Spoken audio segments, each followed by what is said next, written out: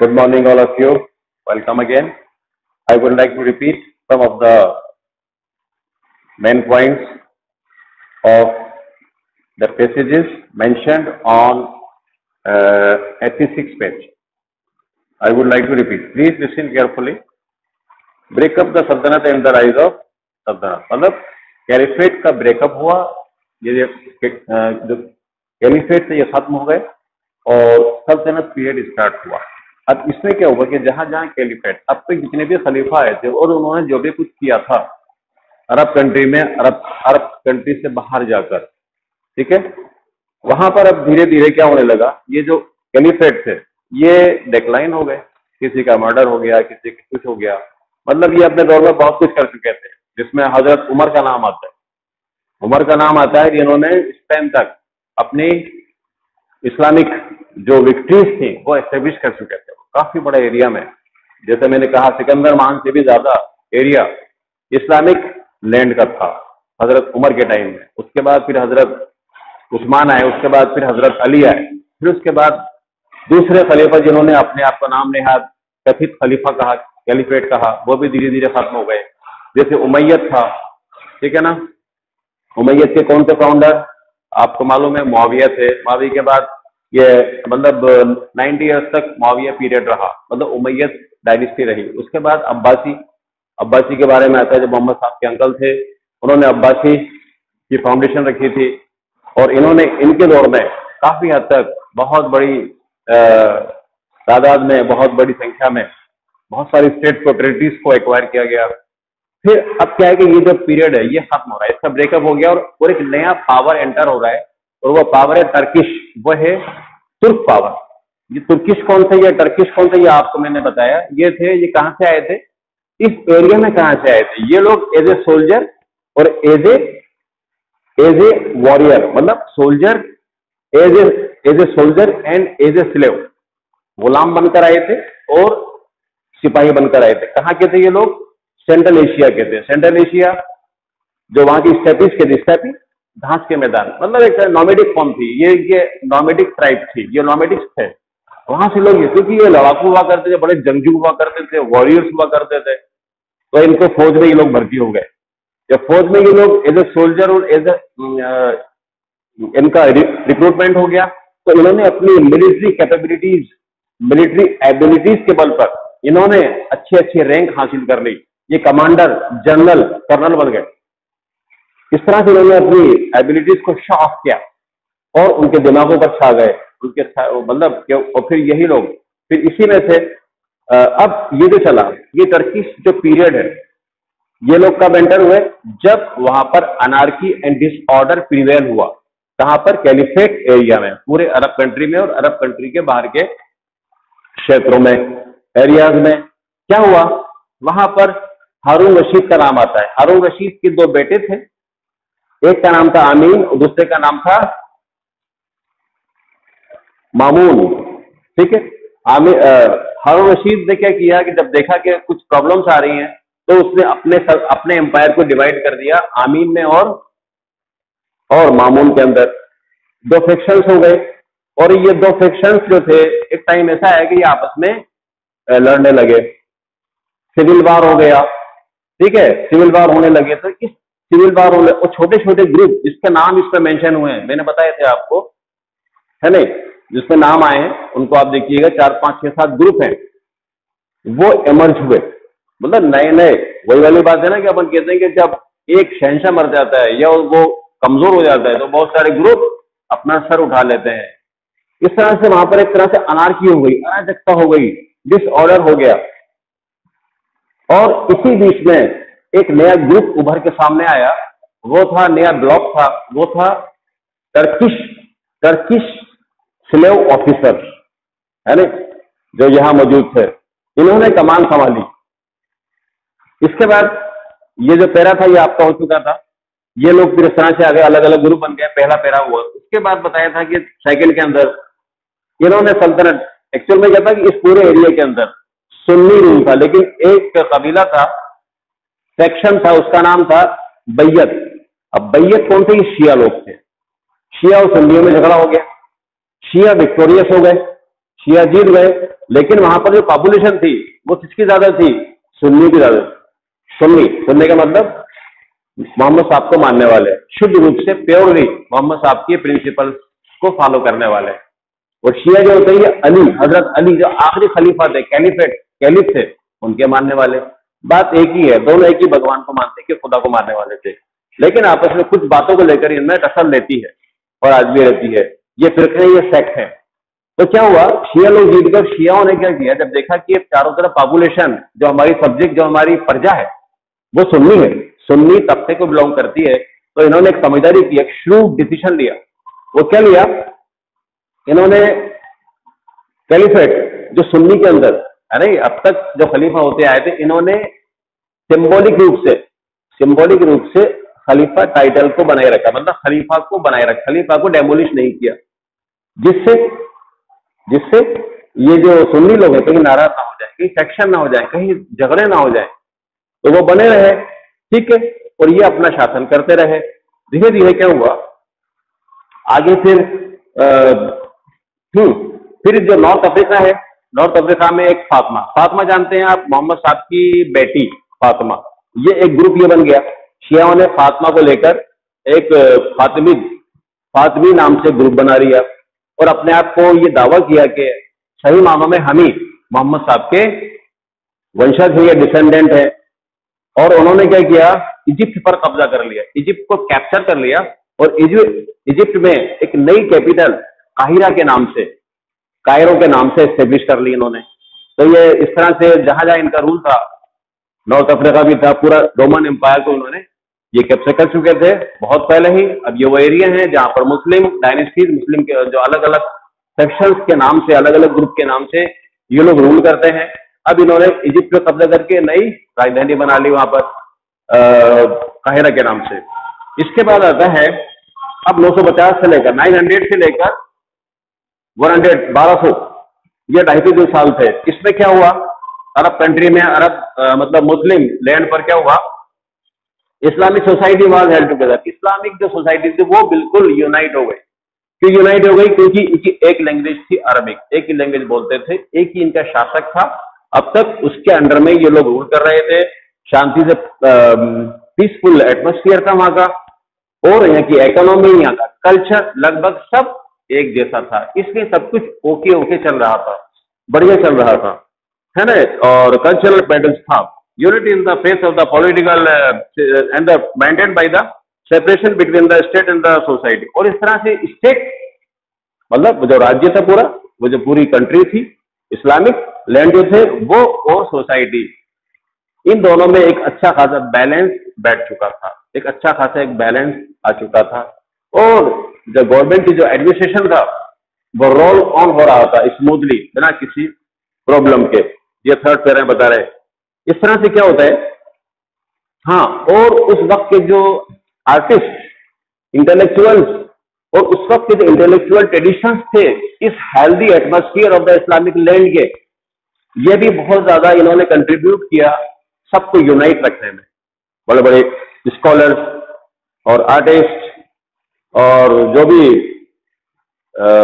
Man of wisdom जो भी लोग थे, उन्होंने अपने आइडियाज को, अपने मैनर्स को इधर से उधर फ्रीली जाकर क्या किया, लोगों को मोटिवेट किया, उनको समझाया, बिना किसी रोक टोक के सब कुछ चलता रहा। इसका असर ये हुआ, इसका प्रभाव ये हुआ इनके इधर से उधर मूवमेंट में, है नहीं, फ्रीली मूवमेंट में इन स्कॉलर्स के, ये हुआ कि जो क्रिश्चियंस थे उस वक्त में, जो ज्यूस थे या जो यहूदी थे, जोरास्ट्र थे, कहते ना, या पारसी थे, वो लोग इस्लाम धर्म में आते गए।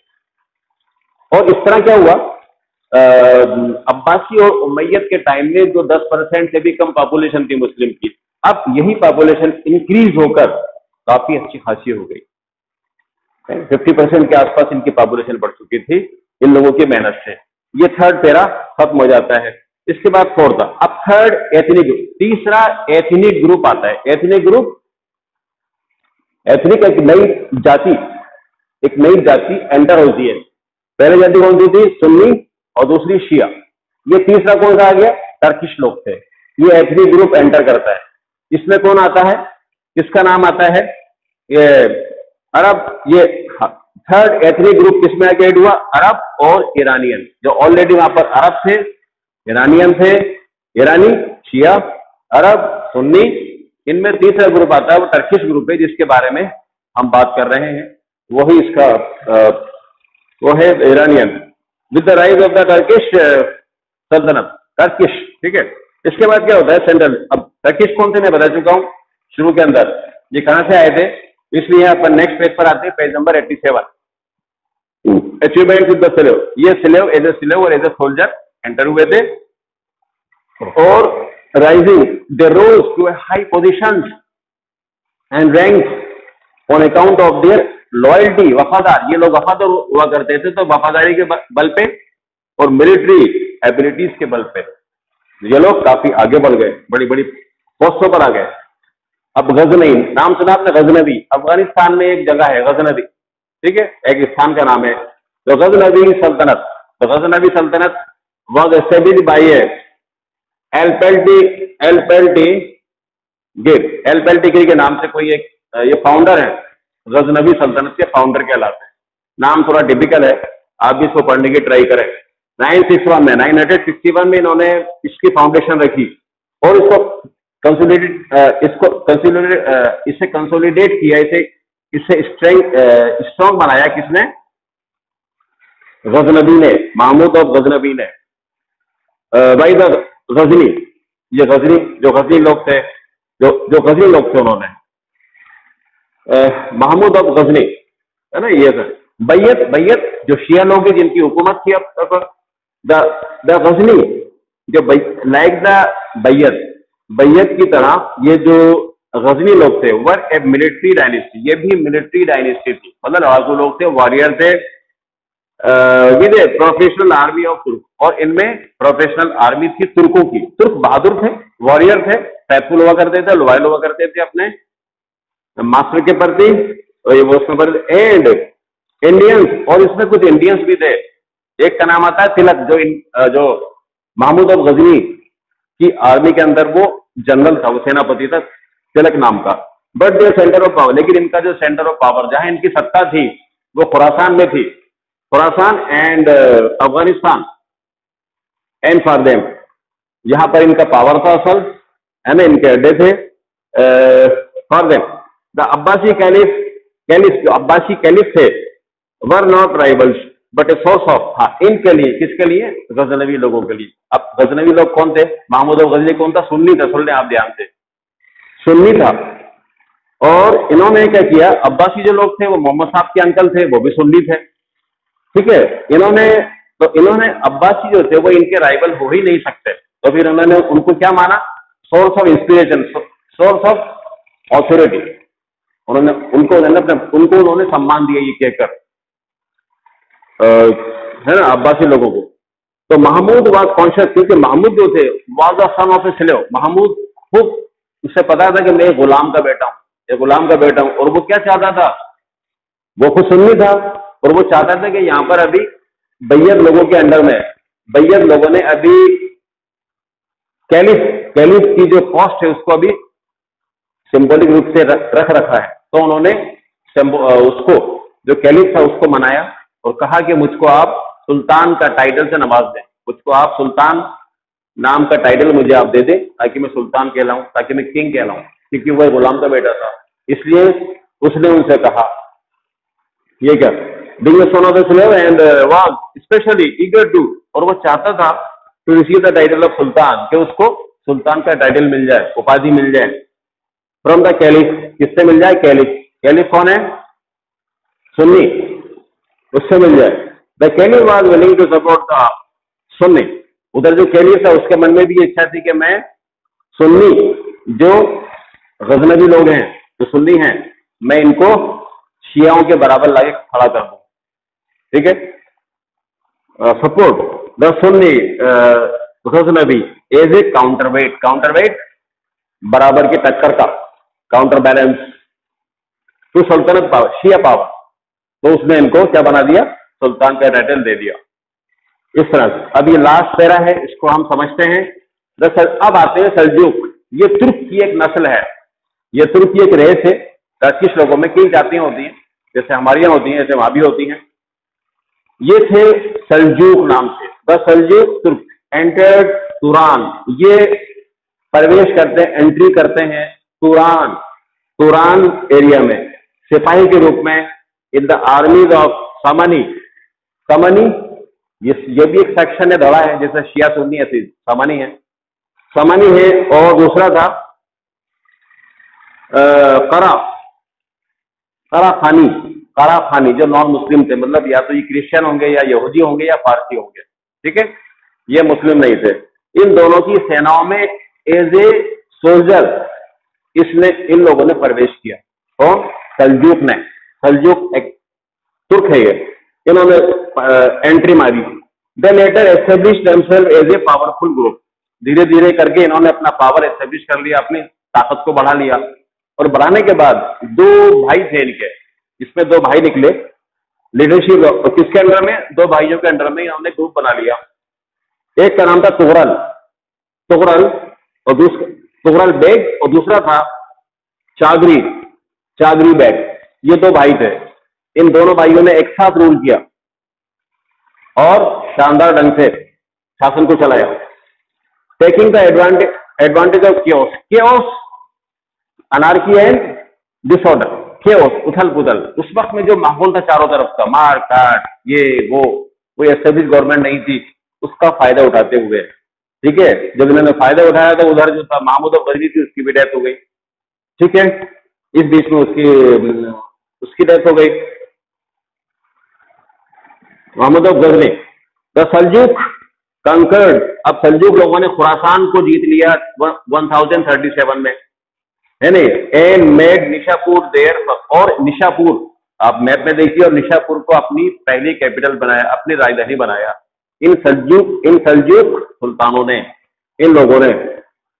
और उसके बाद फर्स्ट इन्होंने पहली द सल्जूक, नेक्स्ट उसके बाद उन्होंने अपना ध्यान आकर्षित किया किधर? To western Persia, western Persia and Iraq, western Iraq और वेस्टर्न पर्शिया की तरफ उन्होंने अपना, ये लोग उधर निकल पड़े मारकाट करते हुए, है नहीं, करते हुए। इसके बाद कहता है रूल बाय द बैयत, और यहाँ पर किसकी हुकूमत थी? शियाओं की थी, बैयत लोगों की, बैयत को घराना था उनकी हुकूमत। एंड इन 1050 और 1055 में रेसर बगदाद को सुन्नी रूल, इन्होंने, इन लोगों ने, इन सल्जूक लोगों ने जो सुन्नी थे, वापस बगदाद को शियाओं से छीन कर, शियाओं को सबड्यू करके वापस से सुन्नी रूल एस्टेब्लिश कर दिया, उसे रेस्टोर कर दिया, है ना। They brought back the same rule as it was before. सुल्तान है ना, द कैलिफ, अब यहाँ जो कैलिफ थे, यहाँ जो द कैलिफ अल कायम, उनका नाम था कैलिफ, जो खलीफा थे अल कायम नाम से, अल कायम नाम से ये था। कन्फर्ड, इन्होंने तुगरल बेग को उपाधि दी, उपाधि टाइटल दिया, the title of Sultan in A move that mark the separation of religious and political authority, है ना। इनको सुल्तान बना दिया क्या? वापस से शिया से सुन्नी माहौल बन गया, यहाँ पर सुन्नी गवर्नमेंट एस्टेब्लिश हो गई और अब सुन्नियों का राज हो गया। और इसका फायदा ये हुआ कि इन्होंने आने के बाद पॉलिटिक्स को, धर्म को, रिलीजन को पॉलिटिक्स से अलग रखा, दोनों को सेपरेट रखा, एक दूसरे के अंदर जम होने नहीं दिया, पॉलिटिकल अथॉरिटी और रिलीजियस दोनों को अलग रखा। द टू सल्जूक, ये दोनों भाई, इन दोनों ने एक साथ हुकूमत की in according with the tribal notion of the rule by the family as a whole, मतलब इनके बाद मोनार्की, मोनार्की अपने, मतलब बाप के बाद बेटा, बेटे के बाद, इस तरह चलता रहा है ये। इस रूल को, जो रूल कहां पर था? सेंट्रल एशिया में, वो मंगोल लोग जिस रूल को फॉलो करते थे, उसी चीज को फैमिली ये शासन करती रही एज ए होल। इसके बाद तुगरल 1064 वाज सक्सीडेड, इसके बाद तुगरल जो थे ये सक्सीड हो गए, मतलब ये बन गए सक्सीडेड बाय हिज नेफ्यू, है ना, इसका जो भतीजा था उसके द्वारा इनको बना दिया गया वहां का सुल्तान। देखिए Tughril was succeeded by his nephew, nephew का नाम क्या था? अल अरसलान, अरसलान नाम था, अरसलान।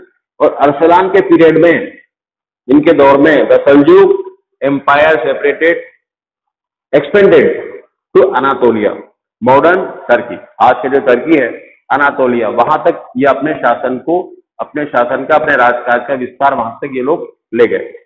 लास्ट पैरा आता है फ्रॉम द 11 टू द 9, अब 11वीं से लेकर 13th सेंचुरी, ये 300 साल, इन 300 सालों में क्या हुआ, there was a series of, बहुत सारी झगड़े और लड़ाइयां हुई बिटवीन यूरोपियन क्रिश्चियन, यूरोपियन जो ईसाई थे उनमें और इधर अरब लोगों में।